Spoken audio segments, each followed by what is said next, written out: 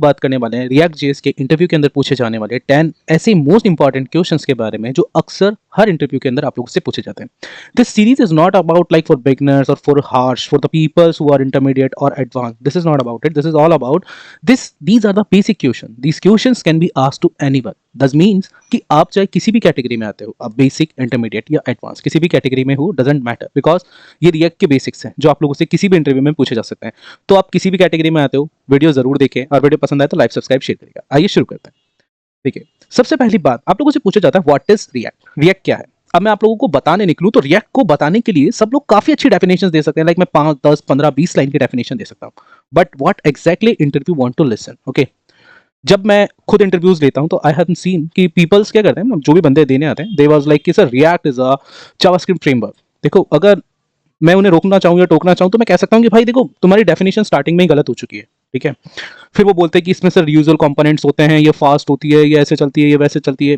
But the thing is, मैं components की बात करता हूँ, मैं कह सकता था भाई Vue.js में भी होता है और वो एंगुलर में भी होता है। तो दीज ऑफ द थिंग्स जो आपको आपके इंटरव्यू में सेलेक्ट होने से रोकती है। आपको लगता है क्योंकि इंटरव्यूअर एक्चुअल में उस समय आपसे क्वेश्चन आंसर करने नहीं बैठा, वो बस चेक करता है कि उसको जो आंसर चाहिए था वो मिला नहीं मिला, है ना, वो जवाब नहीं देता। हमें लगता है कि हमने 10 के 10 क्वेश्चन के सवाल के जवाब सही दिए थे, इसलिए हमारा सिलेक्शन होना चाहिए, but we got rejected. So the right answer is React is a JavaScript library for building user interfaces. It allows developers to create reusable UI components and it uses a virtual DOM for efficient update and rendering. यहाँ पे मेरा मतलब क्या था? मैं यहाँ पे कहना चाहता हूँ कि React क्या है? JavaScript की लाइब्रेरी है और ये यूजर इंटरफेसेस बनाने के काम में आती है। अब सारी चीजें जो भी फ्रंट एंड की लैंग्वेज है, सभी यूजर इंटरफेस बनाने के काम में आती है, पर ये क्या है? JavaScript की लाइब्रेरी है। तो अगर मैं बोलूँ कि ये एंगुलर से कैसे अलग है, तो कैसे अलग है? क्योंकि ये JavaScript की लाइब्रेरी है, एंगुलर फ्रेमवर्क था। द सेकंड थिंग, जो कि मोस्ट कॉमन थिंग है फ्रंट एंड के लैंग्वेजेस के लिए, क्योंकि वो इसीलिए काम में लिए जाते हैं क्योंकि यहाँ पर हम रियूजेबल कंपोनेंट्स बना सकते हैं। मतलब अगर कैलेंडर का कंपोनेंट मेरे अलग अलग पेजेस के ऊपर काम में आने वाला है, मुझे अलग अलग जगह काम में लेना है, तो मैं उसका छोटा सा कंपोनेंट बना के रख सकता हूँ और उसे अपने हर एक पेज पे कॉल कर सकता हूँ। This is what which makes front end languages are like so much dynamic. Okay, the third thing जो कि रिएक्ट के लिए तरीके से अगर मैं देखा जाए तो इंपॉर्टेंट है, क्योंकि अगर मैं बात करूं कि कोई आपको कहे कि यार Vue.js भी तो एक लाइब्रेरी है, तब आप क्या करेंगे? हाँ, तो दैट इज द थिंग। यहां पर आते हैं जब आपको पता चलता है कि भाई जो रिएक्ट है वो एक वर्चुअल डॉम को यूज करता है। वर्चुअल डॉम के जरिए ये आपको एफिशिएंट अपडेट्स देता है और रेंडरिंग देता है। देखो, यहां पर आप लोगों ने अगर ये डेफिनेशन दी है तो interviewer was like wow, this person is awesome, he knows everything. Okay, but यहां पर आप लोगों ने अपने लिए 2-3 क्वेश्चंस बना लिए जो मैं आगे आप लोगों से पूछने वाला हूं। आपने इंटरव्यूअर को हिंट दे दिया कि भाई अब नेक्स्ट क्वेश्चन कौन से पूछे जाने हैं। The next thing is what is the difference between React and React DOM. देखो, अक्सर हम लोग बात करते हैं, अभी हमने वर्चुअल डॉम बोला था, रिएक्ट डॉम उससे अलग है ना। अब जब भी हम इंटरव्यू में बैठे होते हैं तो हम लोगों से पूछ लिया जाता है कि रिएक्ट और रिएक्ट डॉम में क्या डिफरेंस होता है। बेसिकली सम ऑफ द कुछ बच्चे, मैं ना मतलब कुछ बंदे जो इंटरव्यू देने आए हुए हैं, they think both are same. Sometimes they are describe कि भाई रिएक्ट डॉम डॉम होता है और रिएक्ट रिएक्ट होती है ना। तो भाई फिर रिएक्ट नेटिव क्या होती है अगर ऐसी बात होती तो अगर आप लोगों को अननेसेसरी आंसर देने की जरूरत नहीं है, क्योंकि आपके आगे आने वाले जो क्वेश्चंस होंगे वो भी इसी से रिलेट होते हैं, है ना। तो अगर आपका ये वाले सवाल के अंदर आपने ऐसा जवाब दिया कि कुछ उटपट आंसर, तो इंटरव्यूअर आपसे नेक्स्ट क्वेश्चन ऐसा पूछेगा जिसका आपके पास हिंट लायक आंसर भी नहीं होगा। समझ रहे हैं? तो कभी मन से आंसर देने की जरूरत नहीं है। This is quite good, if you know say yes, if you don't know say no. This is quite good to the interviewer कि यार somebody knows to say how to say no, है ना। So the thing is, जब हम बात करते हैं react की, तो रिएक्ट क्या है? सिर्फ एक कोड लाइब्रेरी है जो सिर्फ कंपोनेंट्स और मैनेजिंग मतलब यूआईज वगैरह को क्रिएट करने में काम आती है, नथिंग मोर, है ना। जब आपने ये सारी चीजें कंपोनेंट्स के जरिए बना दी है, तो यहाँ पर रिएक्ट डॉम अपना रोल प्ले करता है, इन कंपोनेंट्स को रेंडर करने में मदद करता है, मतलब डॉम के ऊपर रेंडर करने में मदद करता है। अब आप लोगों से पूछ लिया जाए कि डॉम क्या होता है, तो ये जो डॉक्यूमेंट ऑब्जेक्ट मैथड मॉड्यूल है ना होता है, ये एक्चुअल में आप लोगों के लिए क्या करता है? ये वो चीज है जो हमें अपने सामने अपने लैपटॉप या अपने कंप्यूटर की स्क्रीन पर दिख रही है। आप अभी अपनी स्क्रीन पर जो मुझे देख रहे होंगे, वहां पर अगर आप यूट्यूब पे देख रहे हैं, दैट मींस यूट्यूब भी अपनी डॉम के ऊपर ही आपको दिखा रहा होगा, कोड अपने डॉम का यूज कर रहा होगा आपको फ्रंट एंड पे चीजों को प्रीव्यू करवाने के लिए, है ना। तो रिएक्ट के पास अपना डॉम है, उसको रेंडर कराने के लिए सीम्स लाइक इसके पास एक फंक्शन होता है रिएक्ट डॉम डॉट रेंडर, जिससे आपकी यूआई रेंडर होती है। ओके, द नेक्स्ट थिंग, अब अक्सर मैंने लोगों से बात करते हुए सुना है कि यार जेएस एंड जेएसएक्स भाई बहुत डिफरेंस होता है, बहुत डिफरेंस होता है, but harsh reality is nothing, there is no so much differences. Okay, तो आप लोगों से इंटरव्यू के अंदर एक चीज पूछी जा सकती है कि भाई आपने जेएसएक्स पे काम किया, टीएसएक्स पे काम किया या जेएस पे काम किया। अब जेएस और जेएसएक्स के बारे में अगर आपको पता है तो आप टीएसएक्स का जवाब आसानी से दे सकते हैं और टीएस का जवाब आसानी से दे सकते हैं। चार चीज लेता हूं, जेएस, जेएसएक्स, टीएस, टीएसएक्स, डन। सबसे पहले बात करेंगे भाई JS क्या होती है, जावास्क्रिप्ट, JSX जावास्क्रिप्ट XML। वैसे TS क्या होती है, टाइपस्क्रिप्ट, TSX मतलब टाइपस्क्रिप्ट XML। अब साइड पे रखते हैं, एक बार डेफिनेशन पढ़ते हैं। Is a syntax extension that allows writing HTML like code in JavaScript. It gets compiled into JavaScript object using tools like Babel. यहाँ पे मैंने नीचे एक एग्जांपल भी दिया आपको, कॉन्स्ट एलिमेंट बनाया और इसमें लिखा। अब देखो क्या होता है दोस्तों, जावास्क्रिप्ट के अंदर क्या आप HTML का कोड लिख सकते हैं? अगर आप लोग हाँ कहते हैं तो आपका सवाल गलत, जवाब गलत होगा, क्योंकि आप एक फाइल बनाइएगा है ना index.js के नाम से, उसमें एक HTML का एलिमेंट H1 टैग लिख दीजिएगा और फिर उस ब्राउजर पे उसको हिट कराने की कोशिश करेगा। मैं डैम श्योर हूं कि आप उससे चला नहीं पाएंगे, क्योंकि रेंडर करने के लिए आपके पास में .html फाइल तो होनी चाहिए, है ना? ऐसे तो जनरली बात यह है कि जो ये HTML के सिंटैक्स होते हैं उनको अगर आप लिखना चाहते हैं अपने कोर यूआई के अंदर, है ना, आसानी से, तो आप JSX का यूज करते हैं। That is the thing. Okay, अब वहीं अगर आपसे ये सवाल TSX में पूछ लिया जाए तो टाइपस्क्रिप्ट के अंदर जब आपको लाइक HTML के कोड्स लिखने होते हैं तो आप टाइपस्क्रिप्ट में XML का मतलब TSX का यूज करते हैं। JS क्या होती है, जावास्क्रिप्ट। TS क्या होती है, टाइपस्क्रिप्ट। टाइपस्क्रिप्ट क्या है, जावास्क्रिप्ट का एडवांस वर्जन है, सुपर पावर या सुपर सेट बोलते हैं हम उसको, ठीक है। यहाँ पे क्या होता है कि हम JS को रेस्ट्रिक्ट कर देते हैं कि भाई आप अपना टाइप डिस्क्राइब कर दो, ताकि कोई गलत वैल्यू अगर JS में पास हो तो आप उसे रोक सके। यानी देखो JS में क्या होता है, अगर 2+2 नंबर में किया जाए तो 4 होता है और स्ट्रिंग में किया जाए तो 22 होता है। इन तरीके की कंफ्यूजन JS खुद डिटरमाइन नहीं कर पाता, क्योंकि स्ट्रिंग और नंबर वो क्या है, अलग अलग चेक करता है। यानी यहाँ पे जो टाइप होता है वो स्ट्रिक्टली चेक होता रहता है। जावास्क्रिप्ट में हम लोग इस चीज से बचने के लिए TS का यूज करते हैं, यानी टाइपस्क्रिप्ट का। वहां पे क्या होता है, जब भी हम कोई एलिमेंट में डेटा पास कर रहे हैं तो सपोज दैट वो भले ही स्ट्रिंग हो, अगर हमने आउटपुट रिसीव करते टाइम नंबर लिख दिया तो वहां पे वो रिसीव नहीं होगा, है ना। और अगर हमने पास करते टाइम डिक्लेयर कर दिया कि भाई यहाँ से जो पास होगा वो नंबर पास होगा, तो वो चाहे स्ट्रिंग हो, वो एज अ नंबर हम वहां पे पास कर सकते हैं। तो बहुत सारे हमें बेनिफिट्स मिलते हैं। The next thing is what is virtual DOM. मैंने अभी आप लोगों से कहा था कि जब आप किसी को सही जवाब देते हैं तो वो आपसे उसी जवाब में से एक सवाल पूछता है। रिएक्ट की डेफिनेशन देते टाइम हम लोगों ने बात की थी कि भाई रिएक्ट यूज वर्चुअल डॉम। तो now interview will comes to you, भाई वर्चुअल डॉम क्या होता है, and that is the thing which is very important, which is really very important, because of like कि यार अगर आप लोग रिएक्ट पे काम कर रहे हैं ना तो आप लोगों को सच में पता होना चाहिए कि वर्चुअल डॉम क्या होता है। तो हम बताते हैं कि virtual DOM is a light weight copy of real DOM. When changes acquire, React updates the virtual DOM first and compare it is to the previous version. Then it updates only the changes parts in the real DOM.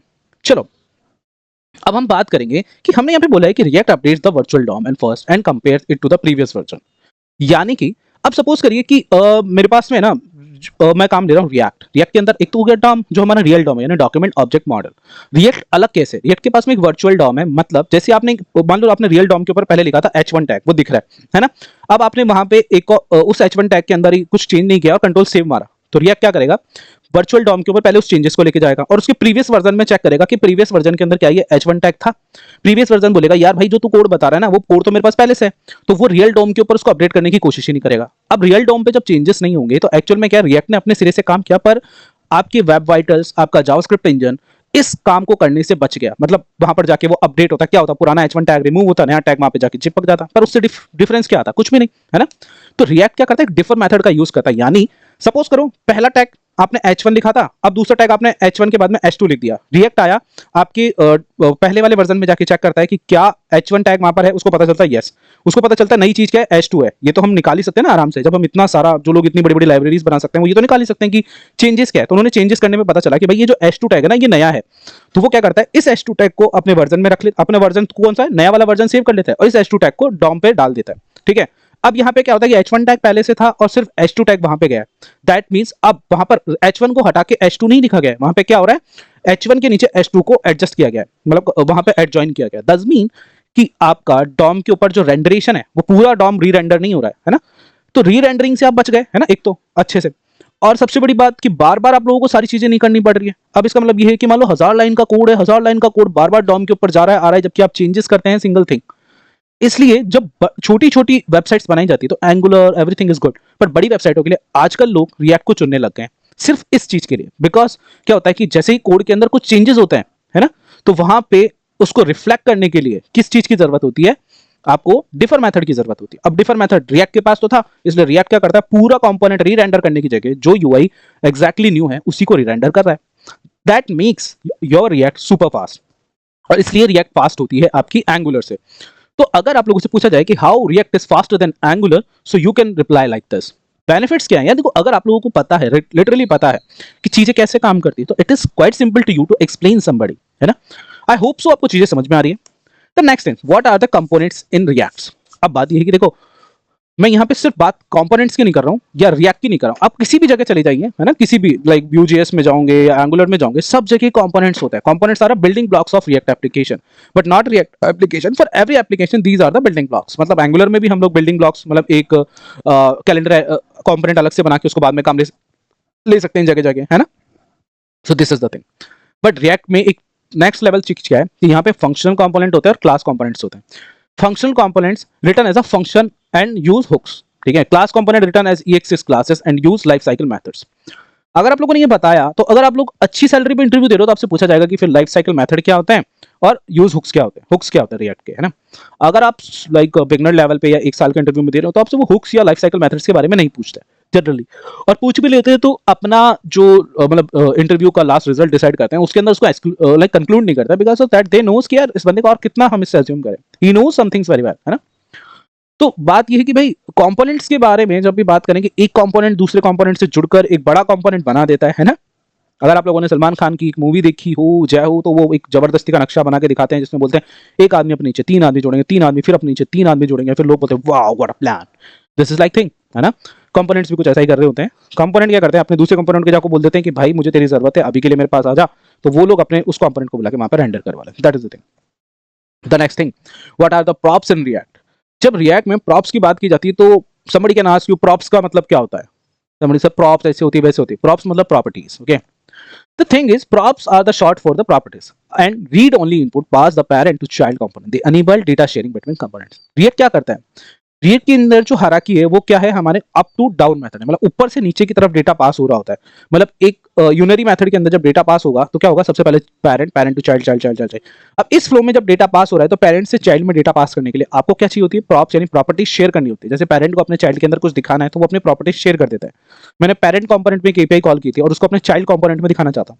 जैसे कि हमने बात की, हम एक calendar component बना रहे हैं, है ना, और हमारे पास में पेरेंट कंपोनेंट है। पेरेंट कंपोनेंट में मैंने API कॉल की थी, अब चाइल्ड कंपोनेंट यानी कैलेंडर कंपोनेंट के अंदर मुझे उन डेट्स को ब्लॉक दिखाना है, तो मुझे वो डेटा पास करना पड़ेगा ना वहां पे कि भाई ये कौन कौन सी डेट्स ब्लॉक है। तो उस कैलेंडर में जो मैं प्रॉपर्टीज पास करूंगा वो प्रॉपर्टीज होगी ये, यानी प्रॉप्स।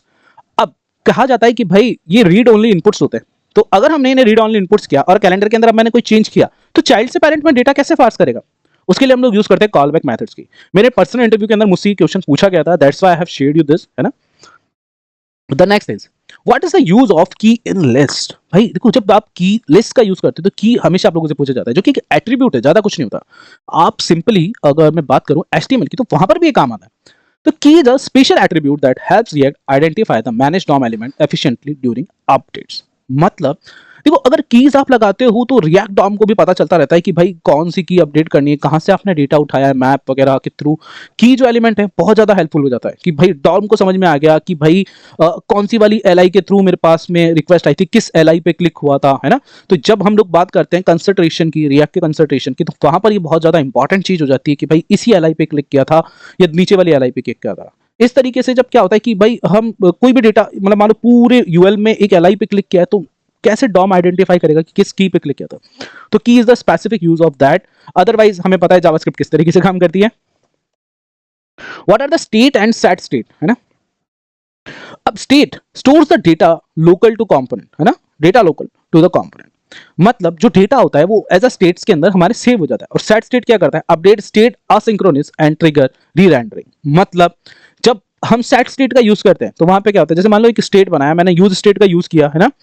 अब वहां पे मैं जब यूज स्टेट का यूज करता हूं तो मैं डिफाइन कर दिया कि काउंट, और फिर मैंने सेट काउंट उसका नाम लिख दिया, है ना। वैसे मैंने एक स्टेट नाम बना लिया, उसको नाम दे दिया स्टेट, उसके फंक्शन को नाम दे दिया सेट स्टेट, है ना। और यूज स्टेट का यूज करके इसको डाल दिया। तो जो हमारा यूज स्टेट है वो क्या करता है, हमें यहाँ पर आप देखोगे कि ये जो यूज स्टेट है हमारा, ये हमें कहता है कि भाई एक सेट काउंट फंक्शन का यूज करके आप इस काउंट वेरिएबल को हमेशा अपडेट कर सकते हो, काउंट कांस्टेंट को हमेशा अपडेट कर सकते हो। तो जो ये काउंट है ये क्या करता है, आपके डेटा को स्टोर करता है। ये सेट काउंट क्या है, ये आपका फंक्शन है, यानी सेट स्टेट की तरह काम करता है। यूज स्टेट क्या है, एक रिएक्ट का हुक है जो आपको ये फंक्शनलिटी प्रोवाइड कराता है। तो यूज स्टेट को हमने फर्स्ट टाइम पे बोला कि भाई इसकी प्राइमरी वैल्यू 0 कर देना, तो काउंट को करंटली अगर आप कंसोल डॉट लॉग कराओगे तो आपके पास वैल्यू आएगी 0, और बाद में अगर हमें इसे अपडेट करना है ऐसा जावास्क्रिप्ट तो हमें सेट काउंट का यूज करना पड़ेगा। इससे क्या होता है कि री रेंडरिंग होती है, मतलब जब भी ये हुक आपका कॉल होगा, सेट स्टेट आपका सेट काउंट कॉल होगा, तब आपका क्या होगा, एक्चुअल में आपका काउंट का वैल्यू अपडेट होगा। What is the difference between state and props. अक्सर आप लोगों से पूछ लिया जाता है कि स्टेट एंड प्रॉप्स में क्या डिफरेंस होता है।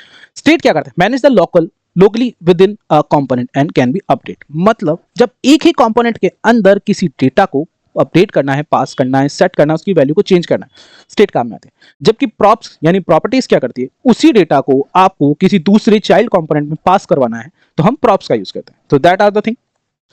What are hooks in React? देखो अभी मैंने आप लोगों से बोला कि जब हम सही आंसर देते हैं तो सही क्वेश्चन भी निकल के आता है ना।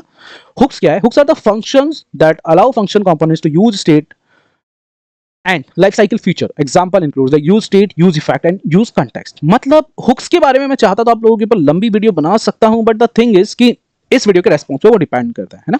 ये मैंने बिगनर फ्रेंडली बनाई है, इसलिए मैं किसी भी डीप डाउन ट्रिगर नहीं कर रहा हूं किसी को भी, वरना यूज स्टेट के ऊपर मैं एक लंबी वीडियो बना सकता हूं, यूज इफेक्ट के ऊपर एक बहुत लंबी वीडियो बना सकता हूं चीजों को समझाने के लिए। वैसे यूज कंटेक्स्ट पे हम एक लंबी वीडियो बना सकते हैं चीजों को समझने के लिए, बिकॉज ऑफ दैट कि जब हम अच्छे इंटरव्यूज में बैठते हैं so they will be asked the question in deep down from that. कैसे और किस लेवल तक आप लोगों को एक्सप्लेन करना है, that is the thing which reflects right there. So this is all enough for today. If you like this video, please like, subscribe and share with your friends, and thank you so much for watching.